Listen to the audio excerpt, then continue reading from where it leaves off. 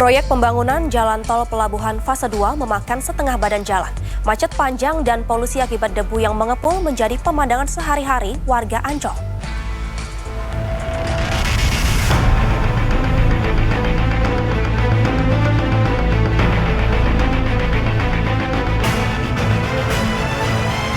Proyek pembangunan negara menimbulkan cerita tersendiri bagi mereka yang terdampak. Kali ini aktor utamanya adalah Jakarta Harbor Road atau jalan tol pelabuhan Jakarta fase kedua. Para pengendara dipaksa untuk mengikhlaskan sebagian badan jalan untuk dipakai sebagai persiapan dari proyek dan juga kerugian-kerugian lingkungan yang timbul dan dirasakan bagi masyarakat di sekitar. Saya ajak Anda untuk menelusuri faktanya.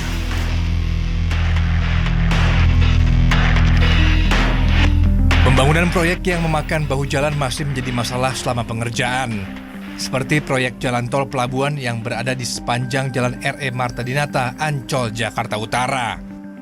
Jalur ini merupakan jalur utama bagi warga yang hendak menuju ke pusat kota.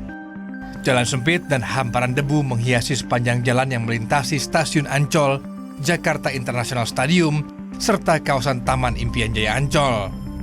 Saya berada di lokasi ini sekitar 5 menit tanpa masker dan sudah bisa merasakan residu-residu pembangunan ini menempel di kulit dan pakaian saya. Lantas bagaimana warga sekitar yang sehari-harinya beraktivitas di sekitar lokasi ini?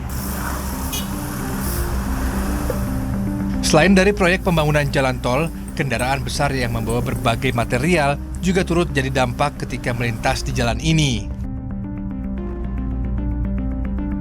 Iya memang benar, debu tuh ya saya bilang tadi, debu tuh nggak akan habis. Setiap mobil pasti di bannya itu pasti bawa debu gitu, tanah merah, apa lempung dari mana gitu ya. Nanti timbul jadi debu gitu. Ya kita nyapu mah nggak ada bisa-bisa udah, debu jalan terus ya. Gimana, Pak? Ya mungkin kalau debu sih ya mungkin ya bertambah, tetap pasti bertambah lah ya.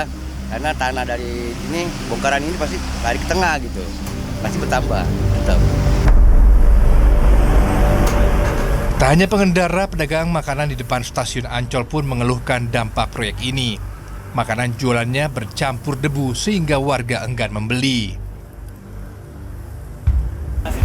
Dampaknya ya kurang sehat sama kita juga gitu. Terus pembeli ya mungkin agak berkurang lah karena debu jalanan, mobil gitu. Banyak. Ya, pakai masker juga kadang harus, kalau musim kering begini kemarau gitu. Kalau musim hujan ya enggak gitu. Situasi serupa juga dialami pengojek yang sehari-harinya mangkal di lokasi ini. Meski paham akan dampak buruknya, faktanya masih banyak didapati pengojek yang tidak menggunakan masker. Ya pertama jaket kita cepet kotor ya, jadi nggak enak lah dipakai. Keduanya itu karena saya berkendara, jadi motor kita tuh cepet kotor juga, jadi harus sering dicuci. Nah ketiganya karena emang polusi ini sebenarnya kan dampak buruknya ke kesehatan kita ya, jadi wajib pakai masker. Karena saya nggak terbiasa, ya jadi begini saya nggak pakai masker. Debu dipanas terik berubah jadi lumpur di kala hujan. Selain kotor, lumpur debu jalan yang tertinggal juga dapat membahayakan pengendara. Imbas yang paling terasa jelas kemacetan yang hampir pasti melanda. Di jam sibuk misalnya, kendaraan bisa mengular hingga 2 km lantaran harus bergantian melintas di jalan yang kecil. Berbagai upaya dilakukan Dinas Perhubungan untuk rekayasa arus lalu lintas.